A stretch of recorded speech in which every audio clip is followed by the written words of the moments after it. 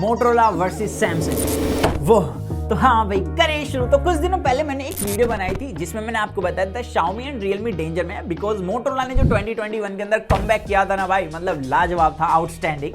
तो उसी वीडियो के अंदर मैंने आपको यही बताया था कि सैमसंग को भी मोटरोला टारगेट कर रहा है। यहाँ पर सैमसंग की जो ऑडियंस है वो काफी ज्यादा लिमिटेड है। उनको क्या चाहिए, एक अच्छा UI and dedicated hardware and software based security जो कि सैमसंग प्रोवाइड कराता है, और सेम ही चीज ना आपका मोटरोला भी प्रोवाइड कराता है। लाइक यहाँ पर अगर मैं बात करूं, आज हमारे पास है मोटरोला का G71 स्मार्टफोन और दूसरी तरफ हमारे पास सैमसंग का M42 स्मार्टफोन। दोनों ही 5G फोन है और दोनों के अंदर ही ना आपको dedicated hardware and software based security मिल जाती है। जैसे कि सैमसंग के अंदर नॉक्स मिलती है और वहीं पर मोटरोला थिंगसील्ड सिक्योरिटी प्रोवाइड कराता है। तो यहाँ पर दया को भी दरवाजे तोड़ने होंगे इन फोन के सिक्योरिटी के लिए। सर ये क्या कर रहे हैं, मेरी नौकरी चली जाएगी, मेरे पास चाबी है इसकी।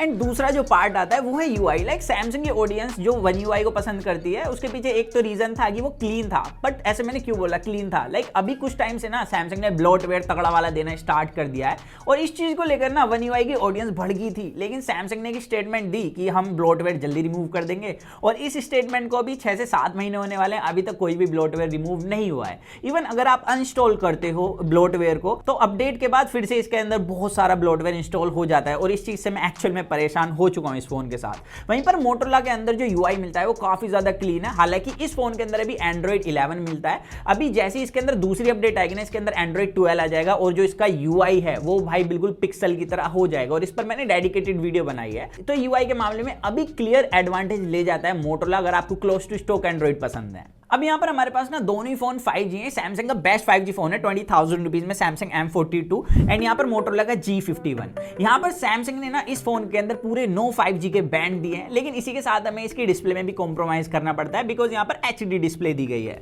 वहीं पर मोटरोला के अंदर ना पूरे 13 5G के बैंड है जो इसे और ज्यादा फ्यूचर प्रूफ बना देता है और दूसरा इसके अंदर में कॉम्प्रोमाइज भी नहीं करना है। यहाँ पर फुल HD डिस्प्ले दी है, वो भी पंच होल के साथ। हालांकि यहाँ पर जो सैमसंग ने ड्यू ड्रॉप नॉच दी है छोटी सी है तो इसे इग्नोर किया जा सकता है।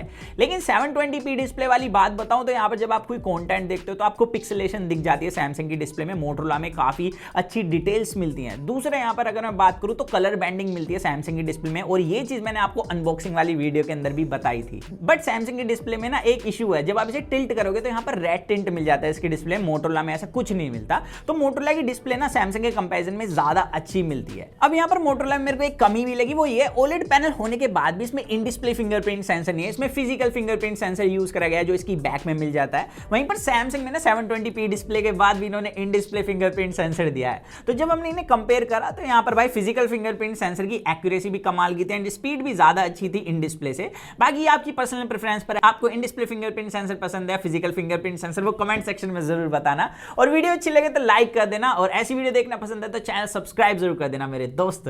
एक काम कर, 200 रुपए दे और 50 रुपए काट ओवर एक्टिंग की वजह से। अब ट्विटर पर ना इस फोन को एक चीज के लिए क्रिटिसाइज किया जा रहा है, वो है इसके अंदर हाई रिफ्रेश रेट नहीं मिलता। तो मैंने ना एक भी ऐसा फोन नहीं देखा 20,000 रुपीज में जो कि OLED panel, high refresh rate और अच्छे 5G बैंड के साथ आता हो।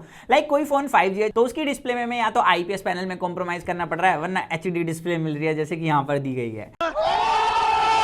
बट हाँ, अगर इस फोन के अंदर हाई रिफ्रेश रेट और होता ना 90 या 120 हर्ट्ज का तो ये एक बिल्कुल परफेक्ट फोन हो जाता है इस प्राइस में। मतलब फिर इसके अंदर कोई भी कमी नहीं रहती। अब यहाँ पर बात करें, हमने दोनों की ना सेलुलर नेटवर्क कनेक्टिविटी को टेस्ट किया है।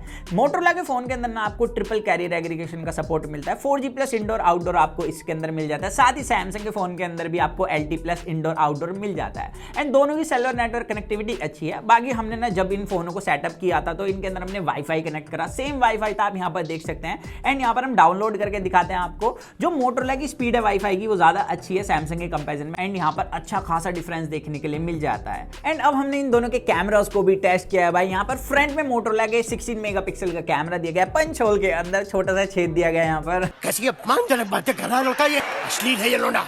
वहीं पर जो आपका सैमसंग है इसमें टीका दिया गया माता रानी का और इसमें 20 मेगापिक्सल का कैमरा है। तो सबसे पहले आप यहाँ पर वीडियो देख सकते हैं। तो यहाँ पर ये वीडियो दोनों फोन के फ्रंट कैमरे से रिकॉर्ड हो रही है। बाय द वे स्टेबलाइजेशन दोनों में खतरनाक है, लेकिन यहाँ पर मोटरोला के पास फील्ड ऑफ व्यू थोड़ा कम मिलता है एंड यहाँ पर कलर्स आपकी पर्सनल प्रेफरेंस पर डिपेंड करेंगे। बाकी आप मुझे ऑडियो और वीडियो क्वालिटी के बारे में जरूर बताना कि आपको किसकी ज्यादा अच्छी लगी। तो यहाँ पर ऑल ओवर वीडियो के अंदर फील्ड ऑफ व्यू कम है मोटरोला का, बट स्टेबलाइजेशन तगड़ी देखने के लिए मिलती है। साथ ही यहाँ पर जो डेप्थ ऑफ फील्ड है मोटरोला की ज्यादा अच्छी है। आप बैकग्राउंड में बुके देख सकते लगते हैं, मतलब यहाँ पर ऐसा लगता है पोर्ट्रेट मोड में वीडियो शूट करिए, बट है नहीं इसके अंदर। वहीं पर सैमसंग के पास ना डिटेल तगड़ी मिलती है, यहाँ पर 20 मेगापिक्सल की एडवांटेज दिखती है। अब यहाँ पर हमने इसके अंदर फोटोज कैप्चर करी एंड फोटोज के अंदर जो कलर्स हैं यहाँ पर सैमसंग आई प्लीजिंग आपको ऑफर करता है। वहीं पर मोटोरोला के पास डेप्थ ऑफ फील्ड ज्यादा अच्छी देखने के लिए मिलती है एंड यहाँ पर 20 मेगापिक्सल की एडवांटेज सैमसंग के पास यहाँ पर भी दिखती है। यहाँ पर डिटेल ज्यादा अच्छी है मोटोरोला के कंपैरिजन में, लेकिन मोटोरोला ने भाई अच्छी खासी टक्कर दी है। यहाँ पर मोटोरोला ने काफी इंप्रूव किया है अपने आप को। बाकी यहाँ पर पोर्ट्रेट मोड के अंदर एज डिटेक्शन दोनों का कमाल का है, दोनों के कलर्स काफी अच्छे देखने के लिए मिले हैं। पोर्ट्रेट मोड में किसी में भी किसी तरीके का ओवर एक्सपोज नहीं मिलता। अब यहाँ पर बात करें बैक कैमरा सेंसर की, तो यहाँ पर मोटोरोला में आपको 50 मेगापिक्सल का मेन कैमरा सेंसर दिया है एंड सैमसंग में 48 मेगापिक्सल का। यहाँ पर हमने वीडियो रिकॉर्ड करी है, यहाँ पर दोनों के अंदर फील्ड ऑफ व्यू लगभग बराबर ही देखने के लिए मिलता है और जब आप भागोगे या चलोगे तो यहाँ पर स्टेबलाइजेशन मोटोरोला की बेटर मिलती है सैमसंग के कंपैरिजन में। लेकिन सैमसंग में आप 4K में वीडियो रिकॉर्ड कर सकते हैं, मोटोरोला में 1080p 30 FPS में वीडियो रिकॉर्ड की जा सकती है। यहाँ पर स्टेबलाइजेशन मोटोरोला की अच्छी है, लेकिन सैमसंग के यहाँ पर कलर्स थोड़े बेटर देखने के लिए मिलते हैं। बाकी हमने फोटोज कैप्चर करी है यहाँ पर एंड आप देख सकते हैं जो मोटोरोला है लाइट काफी तगड़ी कंट्रोल करता है सैमसंग के कंपैरिजन में। इवन यहाँ पर जो स्किन टोन है वो काफी ज्यादा आई प्लीजिंग मिलता है मोटोरोला के पास सैमसंग के कंपैरेटिवली। और यहाँ पर हमने जितनी भी रियर कैमरे से फोटोज कैप्चर करी है भाई बैक कैमरे से, उसमें मोटोरोला ज्यादा अच्छा परफॉर्म करता हुआ दिखा है। इवन यहाँ पर अगर हम पोर्ट्रेट मोड की बात करें तो एज डिटेक्शन तो दोनों का कमाल का है, लेकिन जो आपका मोटोरोला आई प्लीजिंग फोटो कैप्चर करता है जो कि काफी ज्यादा अच्छी लगती है। बाकी दोनों में 8 मेगापिक्सल का ultra wide angle camera sensor दिया and field of view Samsung के पास ज्यादा अच्छा है। वहीं पर जो मोटोरोला है ये इनकंसिस्टेंट परफॉर्म करता है, कभी इसकी डायनेमिक रेंज बहुत अच्छी हो जाएगी, कभी थोड़ी सी डार्क कर देता है फोटो को। बाकी यहाँ पर 5 मेगापिक्सल का सैमसंग में मैक्रो कैमरा सेंसर है एंड मोटोरोला में 2 मेगापिक्सल का, जिसका डिफरेंस मिलता है। तो यहाँ पर मोटोरोला ने सैमसंग को काफी अच्छी खासी टक्कर दिया भाई कैमराज में एंड मोटोरोला ने मेजर इंप्रूवमेंट की है। और जिस हिसाब से प्राइस में डिफरेंस है ना दोनों में, उस हिसाब से मैं कैमरा में डिफरेंस नहीं बोलने वाला। गजब बेइज्जती है। इनफैक्ट यहाँ पर जो बैक कैमरा सेंसर है भाई मोटोरोला का ज्यादा अच्छा परफॉर्म करता है, जिसे हम ज्यादा यूज करते हैं डे टू डे लाइफ में। वहीं पर सैमसंग के फ्रंट कैमरे में आपको डिटेल में एडवांटेज मिल जाती है। तो अब आप मुझे बताना कि आपको किसके कैमरा ज्यादा अच्छे लगे। अब यहाँ पर बात कर लेते हैं पावर की। लाइक मोटोरोला ने ना ब्रांड न्यू बिल्कुल डब्बा पैक इसके अंदर प्रोसेसर डाला है, स्नैपड्रैगन 695 प्रोसेसर जो कि 6 nm पर बिल्ड है। और वहीं पर सैमसंग के अंदर है स्नैपड्रैगन 750G जो कि 8 nm पर बिल्ड है। तो सबसे बड़ा डिफरेंस तो यही आ गया। बाकी हमने ऑन पेपर जब इसका कंपैरिजन देखा था तो ये बताया गया था कि स्नैपड्रैगन 695 जो प्रोसेसर है ये ज्यादा अच्छा है 750G के कंपैरिजन में। तो यहाँ पर जब हमने खुद टेस्ट किया, यहाँ पर Antutu में लगभग बराबर ही परफॉर्म करते हुए दिखे। इवन CPU थ्रोटल में भी लगभग बराबर ही परफॉर्म कर रहे थे। हल्का सा जो स्नैपड्रैगन 695 प्रोसेसर है वो थोड़ा सा बेटर परफॉर्म कर रहा था, बट यहाँ पर मैं ऑन पेपर के हिसाब से इतना बड़ा डिफरेंस नहीं बोलने वाला। लेकिन जब हमने इसके अंदर PUBG खेला, यहाँ पर सेटिंग्स दोनों में इक्वल मिलती हैं। स्मूथ बैलेंस तक आप अल्ट्रा में गेम प्ले कर सकते हैं और हाई पर हाई में गेम प्ले कर सकते हो दोनों के अंदर ही। एंड गेम प्ले यहाँ पर जो आपका सैमसंग का है उसमें रेगुलर आपको जिटरिंग मिल जाएंगी। अब मे भी हो सकता है इसकी वाईफाई कनेक्टिविटी इतनी अच्छी नहीं है, उस वजह से मिल रही हो। वहीं पर जो आपका मोटोरोला है इसके अंदर मेरे को सेटिंग्स के हिसाब से गेम प्ले ठीक मिला एंड दोनों ही फोन वॉर्म नहीं होते। बट यहाँ पर PUBG के लिए अगर आपको फोन लेना है, इन दोनों के बीच में कंफ्यूज हो तो यहाँ पर मैं बोल सकता हूँ आप मोटोरोला की तरफ जा सकते हैं।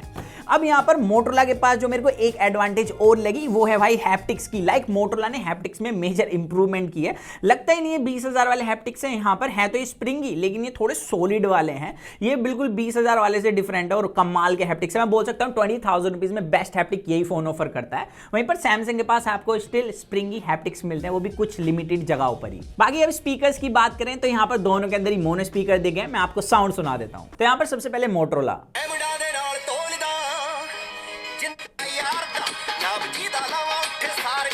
तो ये तो हो गया मोटोरोला। अब चलते सैमसंग की तरफ।